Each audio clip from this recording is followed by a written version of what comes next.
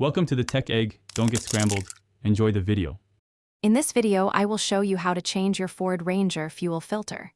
First, gather your tools, including a wrench, a fuel line disconnect tool, and your new fuel filter. Always ensure your truck is on a level surface and the engine is completely cool to prevent burns. For safety, disconnect the negative terminal of your battery before you begin any work. This simple step helps avoid electrical issues during the process. Next, you'll need to depressurize the fuel system. Find your fuel pump fuse, usually in the underhood fuse box, and remove it.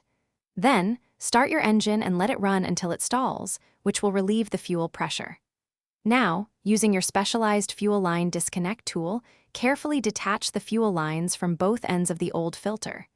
Be prepared for a small amount of fuel to spill, so have a drain pan ready. With the lines disconnected, you can now remove the old fuel filter from its mounting bracket. Pay attention to how it's oriented. When installing the new filter, make sure the flow arrow on the filter body points in the direction of fuel flow towards the engine. Carefully reconnect the fuel lines to the new filter, ensuring they click firmly into place. Double-check all connections for a secure fit to prevent leaks. Finally, reinstall the fuel pump fuse and reconnect the negative battery terminal. Before starting the engine, turn the ignition to the on position for a few seconds, then off, repeating this 2 or 3 times. This primes the fuel system. Start the engine and check for any leaks around the new filter.